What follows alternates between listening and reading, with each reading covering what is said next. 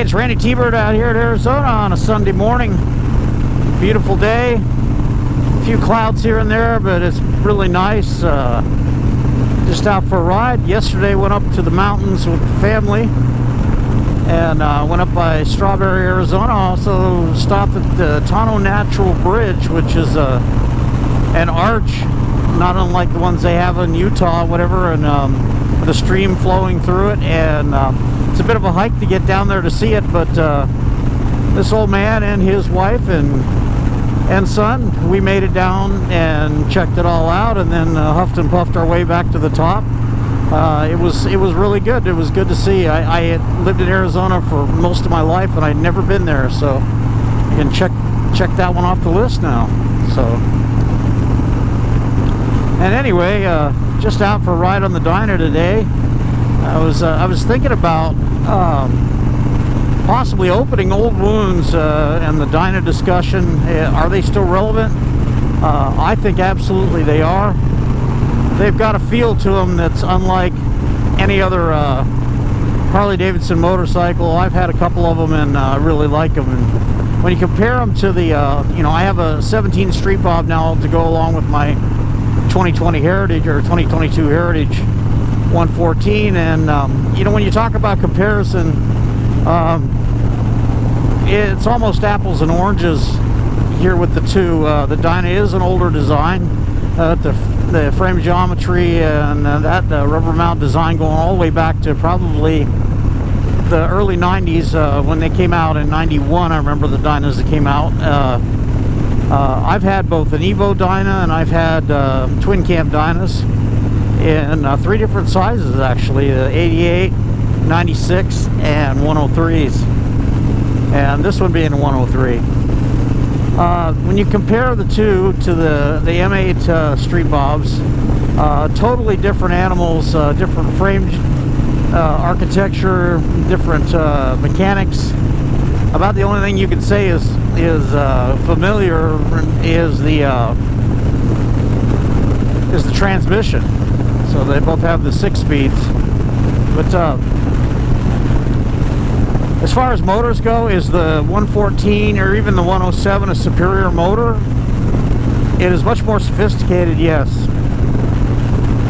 It doesn't have a lot of the same feel or sound that the older Harleys had. The twin cams, even the Evos going back. It is counterbalanced and it is very smooth. When you get into the Dyna, specifically talking about the 103 right now, it is rubber mounted and it is very smooth at speed. It does shake around a little bit at idle and at lower RPM, but you get used to that, and I think it's part of the charm, really. And the actual feel of the motor cycle is completely different. The new Street Bobs, for example, are very stretched out. They have the quote further forward controls on them, which are kind of halfway between forward controls and mid-mount controls. I prefer the mids on the Dyna to the Street Bob ones. They were a little bit far further. They have the Street Bob. The M8 Street Bob has the most horrible foot brake setup on it I've ever experienced. You have to buy this adjustable rod to even make your rear brake work. Harley needs to fix that. That is just a bunch of crap in this day and age to have brakes that poor on a new motorcycle, especially ones that are considering the kind of acceleration and speed that you can get out of a Street Bob. The handlebars are a much different bend, and a lot of guys go to T-bars. I'm not a fan of T-bars myself. People like them, that's fine. I am a big fan of the Harley Mini Apes, and I'm not talking about the new Mini Apes that are on the new ones. I prefer the bend that was on the Street Bob and the Wide Glide and the Dyna era. And to me, it just fits me. Yeah, your results may vary.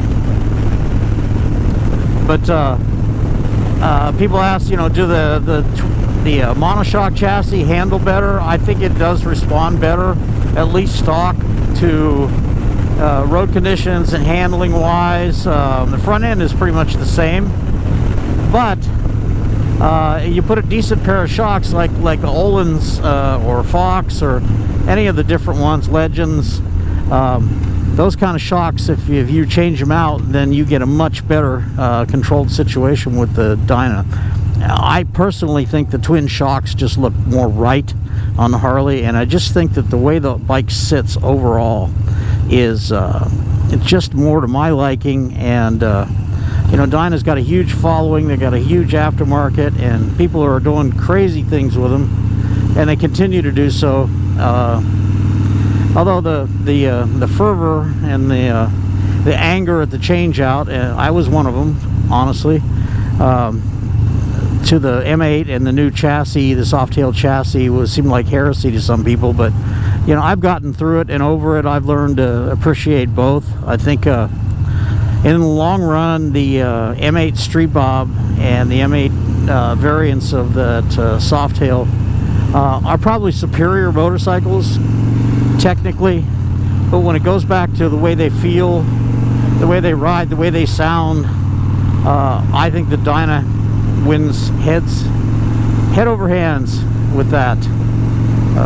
Again, I'm fortunate to own one of each, and I had missed my Dyna. I had traded in on a Road King several years ago, and I've always regretted that, and I've always wanted another one, and I had the opportunity to find this one with low miles and a few warts, but I got those all straightened out now. So it's a much appreciated motorcycle. I really love riding it. In fact, and I've been switching off week to week on the bikes, and I got to tell you, I get more enjoyment out of riding this Dyna, this yesterday's technology, than I do my new ones. Nothing wrong with my new ones. I still love it a lot, you know. But I really enjoy this Dyna. And like I said, at the risk of opening old wounds and reigniting that discussion, there are people there that will never give up on Dynas, and I myself have come out against people who won't move into the future. But you know what? Sometimes the past is pretty good too, and I have it both ways. Not everybody is that fortunate. So that said, I have worked hard to get to this point in my life. So anyway, I'm out on the Dyna, and a couple things that it needs to be good. It needs decent shocks, which has been taken care of. You need a bit of a fairing or some sort of windbreak, because with the tall bars and everything, the wind likes to pull you off these things. And they look good, and you can do a lot with a Dyna chassis. I mean, you can make them look really old-styled bobbers. You can do chopperish type things with them, and I particularly like the club style more than anything, is because they are just designed, the modifications on them, just to be ridden, and to be efficient. You know, better suspension, more power, you know, the wind protection. You know, if you're going to ride any distance, and like out here in Arizona, all the roads are very fast, and it's nothing to be doing 80 or 85 miles an hour out here. Even faster for the more adventurous souls among us, and it helps really break the wind. I have the Road Warrior on mine, and with an 11-inch windshield, and that works just fine for me. I don't get much bluster or anything. Again, I stayed with the Mini Apes just because I just love the feel of them. They fit me perfectly. I'd see maybe if you were really tall or really short, they might be a bit of a stretch or not stretch enough for you. And there's about a zillion manufacturers out there that make T-bars and other bars for them. So there's a lot of ways to go. Again, the aftermarket is huge.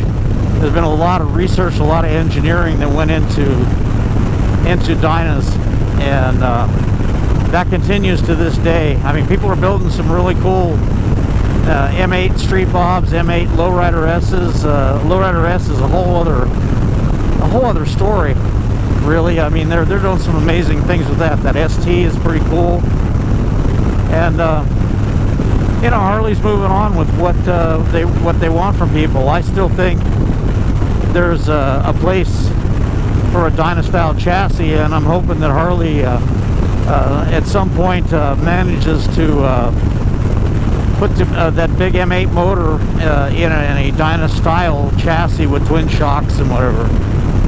I know Indian has done that with the Chief Sport that they've come out with.